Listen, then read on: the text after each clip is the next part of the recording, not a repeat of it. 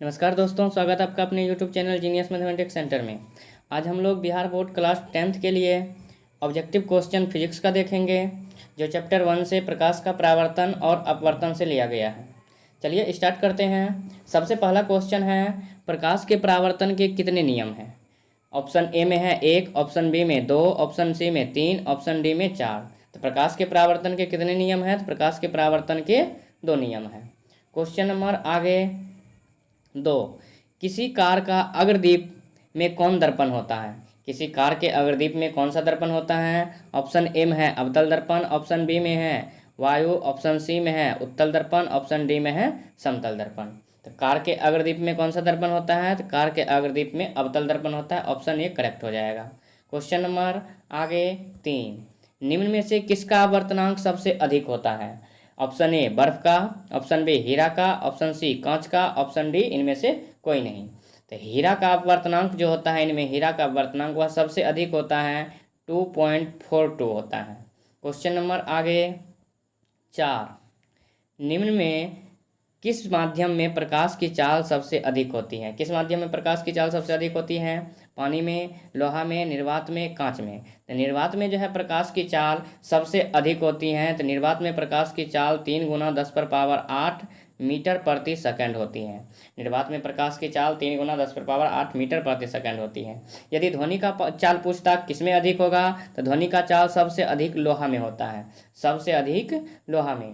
Question number आगे 5, दंत विशेषज्ञ किस दर्पण का इस्तेमाल करते हैं? तो दंत विशेषज्ञ किस दर्पण का इस्तेमाल करते हैं? तो अवतल दर्पण का इस्तेमाल करते हैं, अवतल दर्पण का।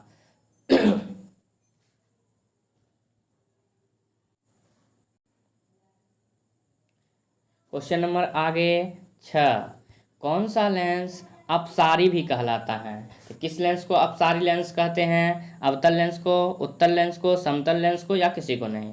तो अपसारी जो है वह अवतल लेंस को अपसारी कहा जाता है। अवतल लेंस को अपसारी लेंस और उत्तल लेंस को जो है उसको अभिसारी लेंस कहा जाता है। उत्तल लेंस को अभिसारी लेंस और अवतल लेंस को अपसारी लेंस कहा जाता है। क्वेश्चन नंबर आगे 7, उत्तल दर्पण की फोकस दूरी क्या है जिसकी वक्रता त्रिज्या 32 सेंटीमीटर है? तो वक्रता त्रिज्या अर्थात आर का मान दिया हुआ है 32 सेंटीमीटर। फोकस दूरी करा निकालने के लिए तो फोकस दूरी एफ के बराबर सूत्र होता है r/2। r/2 कहने का मतलब है 32/2, 2 से कटाएंगे तो कितना आएगा? 16 सेंटीमीटर मेरा करेक्ट आंसर आ जाएगा। इसका ऑप्शन हो जाएगा right option C, 16 centimetre.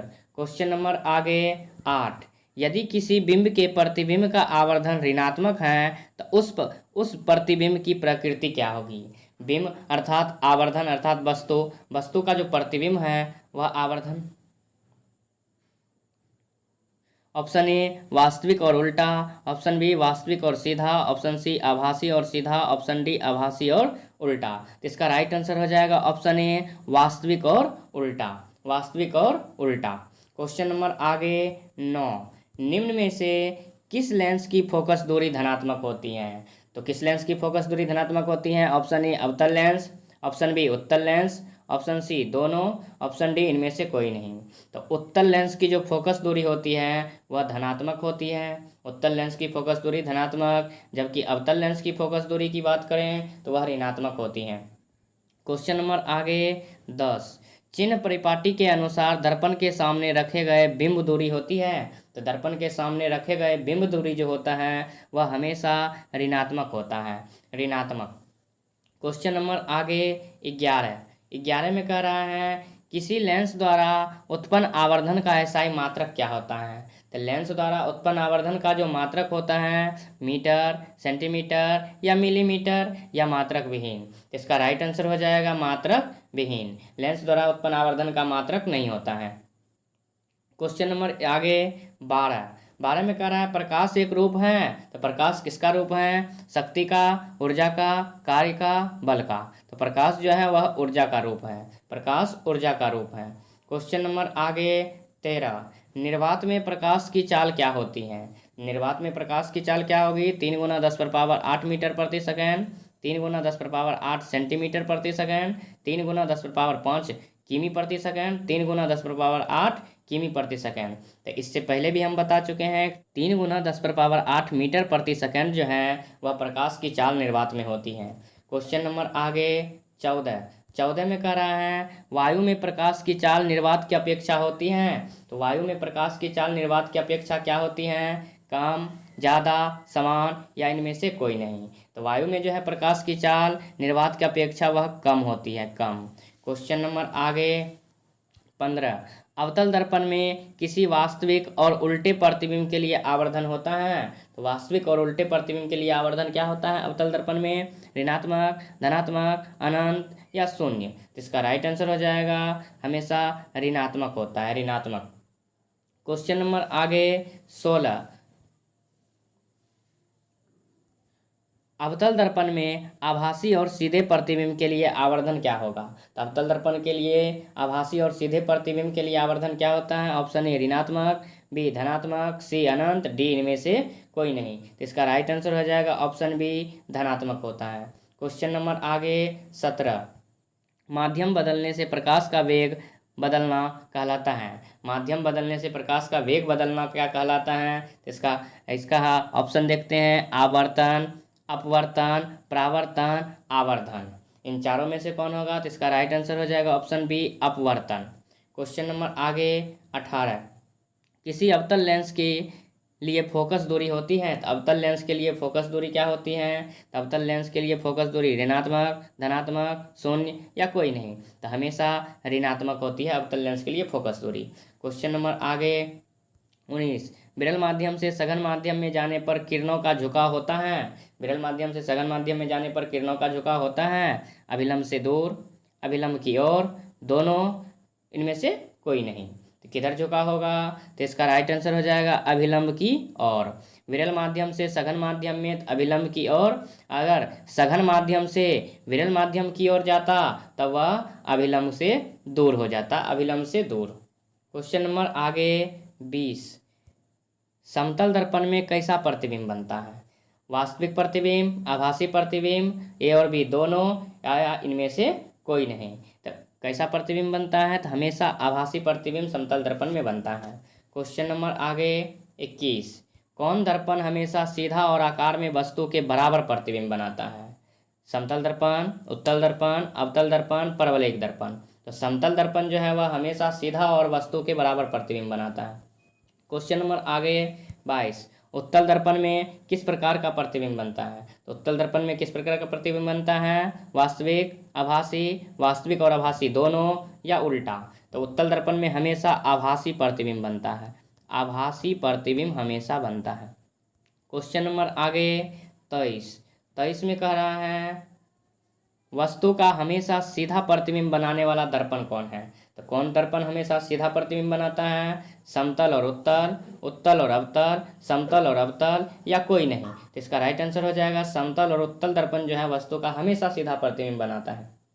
Question number आगे 24, वास्तविक प्रतिबिंब की प्रकृति कैसी होती है? तो वास्तविक प्रतिबिंब की प्रकृति कैसी होती है? सीधा, उल्टा, सीधा या उल्टा दोनों या इनमें से कोई नहीं। तो इसका राइट आंसर हो जाएगा ऑप्शन बी उल्टा होता है। क्या होता है? उल्टा होता है। क्वेश्चन नंबर 25, डायोप्टर उस लेंस की क्षमता होती है जिसकी फोकस दूरी होती है 1 सेंटीमीटर, 2 मीटर, 3 सेंटीमीटर, 1 मीटर। तो इसका राइट आंसर हो जाएगा 1 मीटर, जिसकी फोकस दूरी 1 मीटर होती है।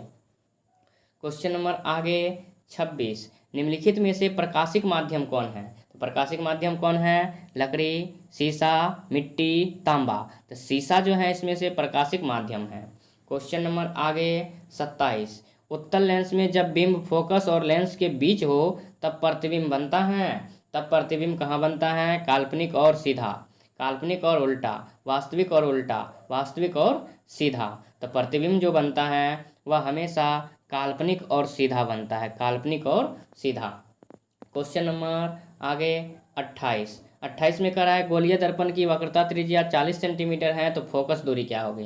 तो फोकस दूरी जो होती है वक्रता त्रिज्या की आधी होती है, अर्थात F बराबर R/2।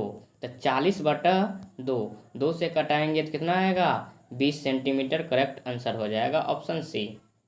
क्वेश्चन नंबर आगे 29, 29 में कह रहा है सिनेमा के पर्दे पर किस प्रकार का प्रतिबिंब बनता है, वास्तविक प्रतिबिंब, आभासी प्रतिबिंब, दोनों या इनमें से सभी। तो पर्दे पर जो बनता है वह किस प्रकार का, तो हमेशा वास्तविक प्रतिबिंब बनता है। क्वेश्चन नंबर 30 में कह रहा है प्रतिबिंब की ऊंचाई और वस्तु की ऊंचाई के अनुपात को क्या कहा जाता है, आवर्धन कहते हैं, फोकस कहते हैं, क्षमता कहते हैं या कोई कुछ नहीं कहते हैं। इसका राइट आंसर हो जाएगा आवर्धन कहते हैं। प्रतिबिंब की ऊंचाई और वस्तु की ऊंचाई के अनुपात को आवर्धन कहते हैं। क्वेश्चन नंबर आगे 31 में कह रहा है गोलीय दर्पण की फोकस दूरी उसकी वक्रता त्रिज्या की क्या होती है, आधी हो जाती है, दोगुनी हो जाती है, चौगुनी हो जाती है या बराबर होती है। तो इससे पहले भी हम बता चुके हैं कि फोकस दूरी जो है उसकी वक्रता त्रिज्या की आधी होती है। क्वेश्चन नंबर आगे 32, तेल लगा कागज होता है, कैसा होता है, पारदर्शक, अपारदर्शक या पारभाषक या इनमें से कोई नहीं। तो तेल लगा कागज जो होता है वह पारभाषक होता है। क्वेश्चन नंबर आगे 33, पानी में डाली हुई छड़ी टेढ़ी दिखती है, इसका क्या कारण है, पानी में डाली हुई छड़ी टेढ़ी दिखने का क्या कारण है, प्रकाश का अपवर्तन, प्रकाश का परावर्तन, पूर्ण आंतरिक परावर्तन या विवर्तन। तो इसका जो राइट आंसर हो जाएगा वह अपवर्तन होगा। अपवर्तन के कारण ही छड़ी मुड़ी हुई दिखाई पड़ती है। क्वेश्चन नंबर आगे 34, मोटर गाड़ी के चालक के सामने लगा रहता है, मोटर गाड़ी के चालक के सामने कौन सा दर्पण लगा रहता है, अवतल दर्पण, उत्तल दर्पण, समतल दर्पण, इनमें से कोई नहीं। तो वहाँ जो लगा रहता है हर हमेशा ऑप्शन ए अवतल दर्पण लगा रहता है। क्वेश्चन नंबर 35, दाढ़ी बनाने में कौन सा दर्पण उपयुक्त होता है, दाढ़ी बनाने के लिए कौन सा दर्पण उपयुक्त करते हैं, समतल दर्पण, उत्तल दर्पण, अवतल दर्पण या इनमें से कोई नहीं। तो दाढ़ी बनाने के लिए हमेशा अवतल दर्पण का उपयोग किया जाता है। क्वेश्चन नंबर आगे 36 में कह रहा है जब वस्तु फोकस पर हो तो प्रतिबिंब कहाँ बनेगा, जब वस्तु फोकस पर हो तो प्रतिबिंब हमेशा अनंत पर बनेगा, ऑप्शन ए। क्वेश्चन नंबर 37, निम्नांकित में से कौन हमेशा ऋणात्मक होता है, भी अर्थात प्रतिबिंब दूरी, यू अर्थात वस्तु दूरी, एफ अर्थात फोकस दूरी, एम अर्थात मीटर। तो वस्तु दूरी जो होता है यू का मान हमेशा माइनस में होता है अर्थात ऋणात्मक होता है। क्वेश्चन नंबर आगे 38, दर्पण में सभी दूरियां मापी जाती हैं, कहाँ से, ध्रुव से, फोकस से, वक्रता केंद्र से, अनंत से। दर्पण में जो दूरियां मापी जाती है वह ध्रुव से। क्वेश्चन नंबर आगे 39, लेंस में कितने फोकस होते हैं, तो लेंस में कितने फोकस होते हैं, 1, 3, 2, 4। तो लेंस में 2 फोकस होते हैं, 2 फोकस। क्वेश्चन नंबर आगे 40, हीरा का अपवर्तनांक कितना होता है, तो हीरा का अपवर्तनांक कितना होता है, 1.33, 2.42, 1.5। तो हीरा का अपवर्तनांक जो होता है वह 2.42 होता है। क्वेश्चन नंबर आगे 41, दर्पण की चौड़ाई को क्या कहा जाता है, फोकस, द्वारक, ध्रुव या इनमें से कोई नहीं। तो दर्पण की चौड़ाई को दर्पण का द्वारक कहा जाता है। क्वेश्चन नंबर आगे 42, क्वेश्चन नंबर 42 में कह रहा है मुख्य अक्ष दर्पण के ध्रुव पर किस कोण पर झुका होता है, तो किस कोण पर झुका होता है, 0 डिग्री कोण पर, 90 डिग्री कोण पर, 180 डिग्री कोण पर, 270 डिग्री कोण पर। तो 180 डिग्री के कोण पर झुका होता है। क्वेश्चन नंबर आगे 43 में कह रहा है समतल दर्पण की फोकस दूरी कितनी होती है, 0, अनंत, 50 सेंटीमीटर, 100 सेंटीमीटर। तो समतल दर्पण की जो फोकस दूरी होती है वह अनंत होती है। क्वेश्चन नंबर आगे 44, एक उत्तल लेंस की फोकस दूरी 20 सेंटीमीटर है, तो लेंस की क्षमता क्या होगी, तो लेंस की क्षमता क्या होगी, तो लेंस की क्षमता को P से सूचित करते हैं। तो P बराबर 1/f फार्मूला होता है। 1/f कहने का मतलब है 1, f का मान है 20, 1/20 इस सेंटीमीटर में है, इसको मीटर में बदलेंगे तो 100 से भाग करेंगे तो भाग का उल्टा गुना हो जाएगा, तो 100 ऊपर चल जाएगा, तो 20×5 100। तो हमारा राइट आंसर जो चला आएगा ऑप्शन ए 5D इसका क्षमता हो जाएगा। क्वेश्चन नंबर आगे 45, 2D क्षमता वाले लेंस की फोकस दूरी क्या होगी, 2D क्षमता वाले लेंस की फोकस दूरी, तो f बराबर जो है वह 1/p लिखेंगे। तो 1/p, p का मान दिया हुआ है यहाँ 2D, तो 2 लिखे। अब इसको सेंटीमीटर में बदलना है तो 100 से गुना करना है, 2 से कटाएंगे तो 50। इसका राइट आंसर चला जाएगा option D 50 centimetre. Question number आगे 46, u, v और f के विशिष्ट मान के लिए लेंस सूत्र हैं 1/v - 1/u बराबर 1/f, यू प्लस भी बराबर एफ, 1/v प्लस 1/u बराबर 1/f, या इनमें से कोई नहीं। तो इसका राइट आंसर हो जाएगा option A, 1/v minus 1/u बराबर 1/f। क्वेश्चन नंबर आगे 47, निर्गत किरण और अभिलंब के बीच के कोण को क्या कहते हैं? तो निर्गत किरण और अभिलंब के बीच के कोण को क्या कहते हैं? आपतन कोण, परावर्तन कोण या निर्गत कोण, या इनमें से कोई नहीं। तो क्या कहते हैं? तो निर्गत कोण कहते हैं। क्वेश्चन नंबर आगे 48, किसी माध्यम के अपवर्तनांक का मान होता है, क्या होता है? साइन जिया बट्टे साइन आर बट्टे साइन आई बट्टे साइन आर, या साइन आर। तो इसका जो होगा साइन आई बट्टे साइन आर ऑप्शन सही हो जाएगा। क्वेश्चन नंबर 49, निम्न में से कौन लेंस का आवर्धन होता है? तो कौन सा लेंस का आवर्धन होता है? -v/u, u प्लस v, या v/u। तो इसका राइट आंसर हो जाएगा ऑप्शन डी, v/u। अर्थात आवर्धन जो होता है m बराबर वह v/u होता है। क्वेश्चन नंबर आगे, लेंस की क्षमता का एसआई मात्रक क्या होता है? तो लेंस की क्षमता का एसआई मात्रक क्या होता है? जूल, वाट, डायोप्टर, अर्ग। तो लेंस की क्षमता का एसआई मात्रक डायोप्टर होता है।